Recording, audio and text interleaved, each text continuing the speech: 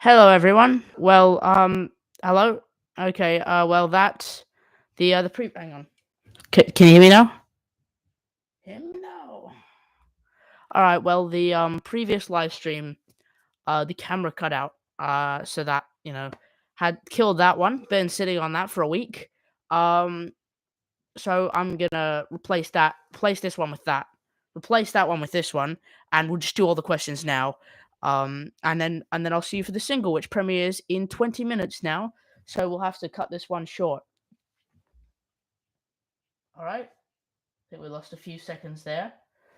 Can you still? Okay. All going well. I'll just check the chat works. Hello. Hello. Okay. Um.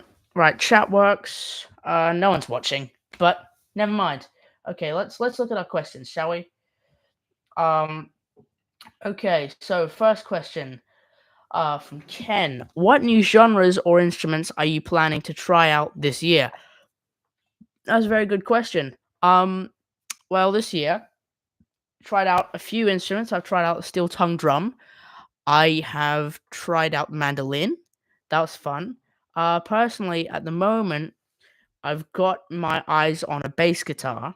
So that's the next kind of thing I'm aiming for, getting a bass guitar and teaching myself a few bass techniques.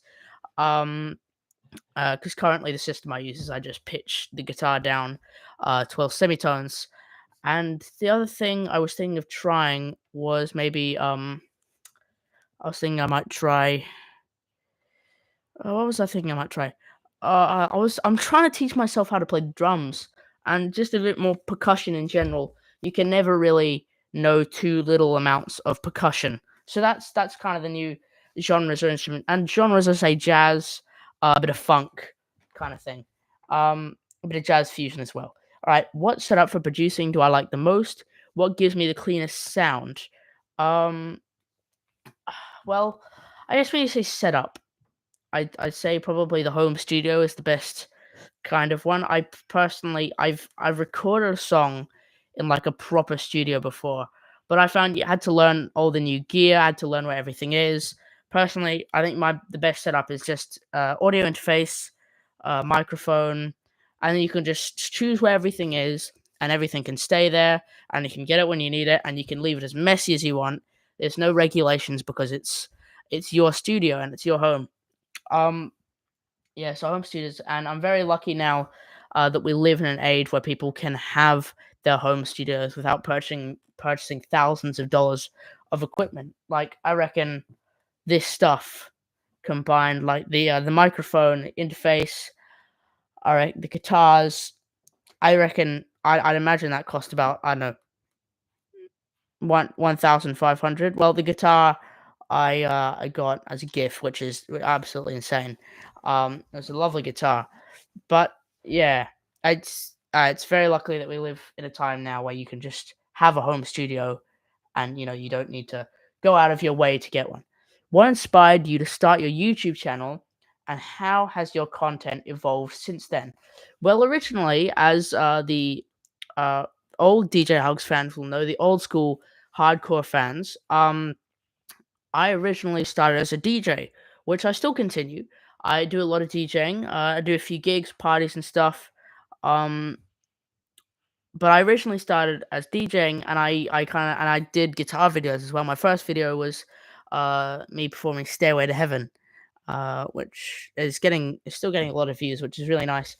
Um, but essentially, my content kind of evolved because I've been doing music for years. Like I'd been making my own music, and then I kind of realized that YouTube could sort of be an outlet for me to put all my original music on the internet. Um, and it sort of evolved into this, and I'm just doing music mostly now with DJing on the side rather than it being DJing mostly with music on the side. So we've evolved a lot, and I'm enjoying what's going on now. Can you share a behind the scenes moment or a funny story from one of your videos? Well, not from one of my videos, but one very funny behind the scenes moment was so there were the Homemade Melodies album. The first song is called Fifth Dimension, and I was recording the shakers because I didn't have the proper. Hang on, I didn't have the proper egg shakers. Yeah, I didn't have those, so I was just had to improvise, and I used a tin of baker's yeast. But unfortunately, the recording session was getting a bit too wild on because I was doing my version of Love Spreads by the Stone Roses as one of the as because I did I Want to Be Adored and She Bangs the Drums by the Stone Roses, and I went to do a third Stone Roses song. So I was doing Love Spreads, and things were getting a bit too crazy in the session, and the tin of baker's yeast came off, spilt all over the room. Luckily, no water got in there, or else there'd be living things in my room besides me. And it stunk up the whole room. We had to get it fumigated. We had to cover the whole thing with vanilla scent, and then vacuum the whole place. I had to sleep in the spare room for about 3 days. Um, just because it was really the smell was that bad. And even then, I can still smell it now. It's in the chair, it's in the floor, it's in the room. There's baker's yeast in the room now, and I thought that was really funny, and you can hear a recording of that actually happening, just spilling all over the mic, and my voice went really high. I'll find that at some point, and I'll share that with you on one of the songs. I'll work it in somehow. What's the most challenging aspect of being a content creator on YouTube, and how do you overcome it? Well, the most challenging aspect for me personally is just not knowing if a video is going to go well, right? Not knowing if people are going to respond positively to a video, not knowing if people are going to enjoy the music, if they're not going to like it. Like with the Homemade Melodies album, I was really worried that people were just going to think it was not very good. But luckily that wasn't the case. And with the One Up album, I was worried that people, um, were going to think it was a bit too sprawled, if that's the right word I want. But as I say, it's just the idea that you don't know how people are going to react to something. But luckily, it usually goes the way you want, and if it doesn't, I mean, you can always take it down. It's not like releasing albums like on a physical format. You can just take them down, right? And you can copyright it, and it's all great stuff like that, which is good and bad. How do you decide on the topics or songs you cover on your channel? Well, usually it basically just goes off on kind of two things really. What's the music that I'm listening to at the moment, and what's something that I really want to show off, right? Because for example, for Supersonic, if people remember the Supersonic video with split screens, um, the way I kind of just wanted to take Supersonic, because Supersonic's like a really, it's an electric, grungy, distorted song, and I wanted to take that and make it a really like clean sounding song, and basically just do the most opposite thing I could from how the song actually sounds. Um, so it's kind of at that time as I say, I was doing a lot of percussion, so I just wanted to show off my percussion skills, and my video editing. So I made Supersonic, and that went really well. Um, and let's see. What's coming up on the channel? That's a really good question. Well, what's coming up on the channel? There's rumblings of a new big project. You'll notice no albums have come out yet, hopefully, and so it's kind of sort of something of a tangible project is coming together, and it's sort of forming something, and it looks like we'll be getting another album by the end of the year. So, just trust me, by this time, by New Year's Day, you will have a new DJ Hugs project. You'll be getting a few music videos this year. That'll be fun. And as I say, you'll be getting a few covers. Like currently on the list to be released is a cover of Every Night I did by Paul McCartney. There's a Paul McCartney song called Every Night on his debut album McCartney. If you don't count the Family Way in 1967. Um, and there's also a song called Take It Away. I've done covers of both of those, and I'm just waiting for the right moment to film them and release them. So yeah, so new stuff's coming up on the channel. A few new music videos, a few new songs, and I'm also working on one more thing. I've been recording different like soundscapes and stuff all over the country, in Australia because we went on a holiday this year, and I've managed to get some really good recordings of some cool stuff. So I'm gonna compile them all into a little soundscape album and put that on YouTube for like royalty-free music that you can use if you want. And I reckon I think I might call it like the Sounds of Australia or something. Next one: are there any YouTubers or musicians who inspire my content? Yes, there are. Always, everyone has someone who inspires them.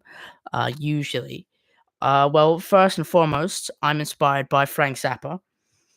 Just everything he did, just the fact that he never stopped writing, never stopped coming up with stuff. He never had an excuse not to do something.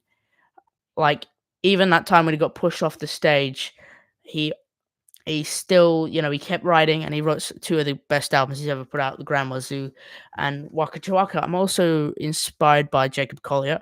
Obviously, just the amount of stuff he manages to pack into one song is absolutely insane to me. And just all the theory, all the things you don't know that's going on around your head, but are really complex and sound really weird when you actually know what they are. I've always wanted to do that so that the listener can like listen to something and you don't really know what you've heard, both as in like you can't really describe it, and also that you don't know just how much stuff is going on in the background. And that's kind of the magic of a Jacob Collier song. You never quite know how ignorant you are listening to it. Um, all right, how do you balance your YouTube channel with other commitments like school or hobbies? Uh, I well, the thing I try to do is I try to put out at least one or two YouTube things a week, right? I try to be regular with my stuff now because the most annoying thing you can have is just someone who posts erratically. It can go for months without posting, and that really annoys me. So I try to keep it regular. For you guys, I try to make high quality content on a regular basis. For Instagram, I try to post every first or second day, because I feel like Instagram's much more personal, and it's kind of me talking to you as sort of like a friend rather than just a creator, I guess. Um, so I guess I balance it. Obviously, YouTube doesn't come first because I don't rely on it for anything. Like it's not a job or anything; it's just a hobby. Um, so I'd say I do music all the time. Music's the thing I spend the most time on in my week, right? But I always make sure I get my work done first, and then I do other stuff for fun. Oh, someone's watching now. Hello to whoever you are. Um, welcome to the Q&A. All right. What kind of song is the single, and is there anything cool about it? Well, the single is hang on. Let's see. Can I see who it is? No, I can't. Um, what kind of song is the single? Well, the single, as I sort of, it's kind of like acoustic, because I've I was just messing about with my acoustic guitar for a bit. And I just came up with a little something, and I sort of turned that into two songs. They segue into each other. Um, but it's kind of, I guess I could describe as folk acoustic kind of thing. Um, it's for sort of percussion heavy, like it's I wouldn't say it's underproduced. I'd say that's kind of the word. Underproduced music. Um so yeah, there you go. That was a good Q&A. It's just 15 minutes now. So I'll see you all for the song, which premieres in about 8 minutes from now. Sorry that the previous live stream didn't work. I mean, can't be helped. The camera shorted out, and I hang on. Hello. Sorry, I couldn't hear you over the cringe. Well, I can't hear you right now. Actually, wait, can you not hear me? Hang on. Okay, because it doesn't say the microphone's working or not. Well, even if you can't hear me over the cringe, you still like the video anyways. So, yeah. All right. 1 minute to go. Let's fill a minute. So, one more thing. Um, the song "Just Arriving" actually changes tuning halfway through it, because I found out about this hilarious company, and they're called the ISO, the International Standardization Organization. They just take things and they standardize them. Like they come up with a standard tuning for instruments, and the standard tuning There's a tuning where A is uh, vibrating at 440 hertz, but throughout the song, it actually changes. So by the end of it, it's actually vibrating at a 452 hertz, which I also learned from the ISO is standard concert pitch. So most concerts that you actually hear are tuned about 50 semitones higher than standard tuning, which is really weird. So yeah. All right. So okay, there we go. That was 15 minutes. 15 minutes Q&A. Again, sorry it didn't work, and sorry you can't hear me over the cringe. Uh, but all right. See ya.